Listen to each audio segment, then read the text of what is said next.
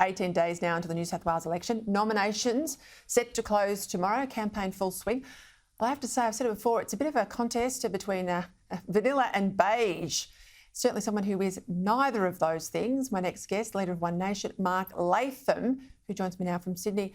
I read a report today, Mark, that you're in the hunt for about 20 seats. You're likely to nominate for 20. I want to check with you. You did 9, I think, last time, so 20. Is that accurate? Will you nominate for 20 tomorrow? Your primary's at 9% too, which is a big jump for One Nation. There was reports on the weekend the Libs are bleeding to the right. I suspect that's some of your vote block there. How do you see your chances? Well, Peter, quite truthfully, a lot of people don't recognise the Liberal and National parties today. They don't recognise Matt Kean's green energy obsession. They don't recognise all the woke programs, the support for Alex Greenwich's inner city LGBT agenda. They don't recognise the Liberal Party of John Howard or Nick Greiner here in New South Wales because they've lurched far to the left. So One Nation, we're running in double the number of seats compared to 4 years ago, and we're putting out a mainstream common sense program of policy traditionalism. You know, the great paradox in Australian politics is we had a settlement in the 1990s through the Hawke, Howard, Costello era of policies that worked. They've been junked now, and a lot of people are wondering, why has that happened? Why don't we go back to the policy settlement that worked so well for this country just 2 decades ago? Just answer my question. Are you going to run in 20 seats? Is that what you're going to nominate tomorrow? Yeah, that's right. And tomorrow I'm going to the seat of Hornsby to announce our candidate there against Matt Kean. I was there last week and was struck by the number of people who said, oh, we thought this guy was a traditional Liberal. Over the last 4 years, he's lurched to the Green left. Who can we vote for as traditional Conservatives, mainstream people in the seat of Hornsby? So that's one of many where we're running candidates, but concentrating mostly on Western and Southwestern Sydney and also the Hunter Valley, where the party's standing up for coal jobs, mining, economic security and prosperity, people to keep their jobs against the net zero agenda. So they're our main regions. I'll go to there in a minute, because the reason I pushed you on the nominations is I am gobsmacked. Nominations close tomorrow.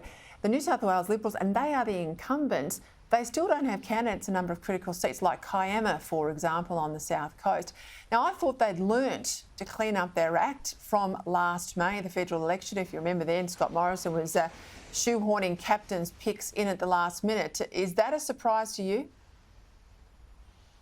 Well, a lot of these old parties, Peter, have hollowed out. They don't have active membership. They don't have branch vitality.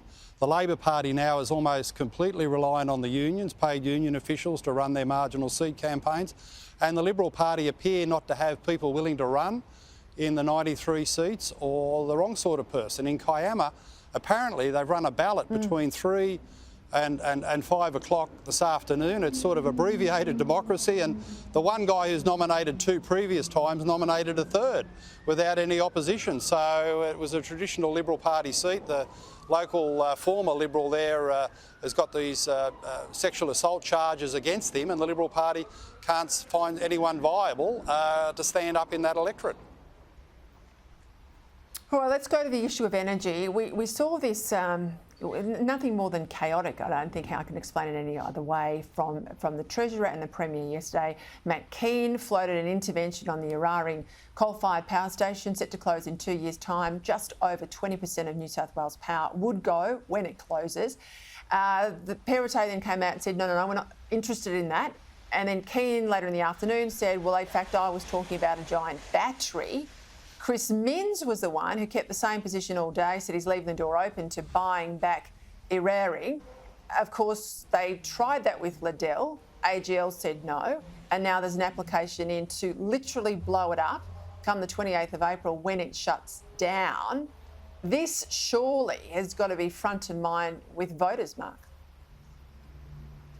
Well, it should, Peter. We've got forecasts from AEMO, the energy market operator, that New South Wales will be having outages, blackouts, particularly after the closure of Eraring in 2025.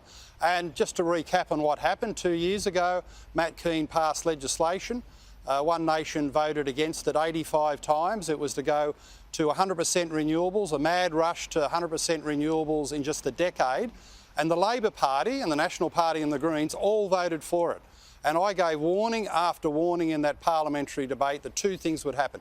You would force the coal-fired power stations out early, and that's happened with Eraring, and you won't have the backup power, the pumped hydro and the gas peaking and the batteries in place to support wind and solar that don't operate 24/7. You're losing baseload power, you will have blackouts. The legislation then was a formula for blackouts.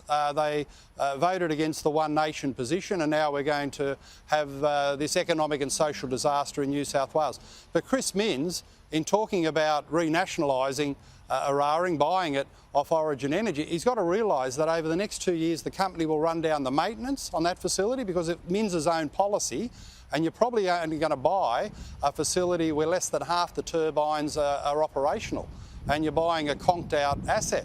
So Minns doesn't know what he's doing here. He's reversing what he made, the mistake he made 2 years ago in supporting Matt Kean 85 times in parliamentary votes, but he still doesn't know what he's doing in paying money for an asset that's obviously not going to have adequate maintenance to be a decent deal for the New South Wales taxpayers. Just quickly, Mark Latham, if you're in a position on election night to be a lower house balance of power to determine, let's say, minority government either way, would this be a key ask of you to form government with Labor or the Liberals? Oh, absolutely. Keeping the lights on, our whole economic and social future is the number one issue, the immediate issue for this election campaign. So we've got to stop the transition to a so-called green energy economy.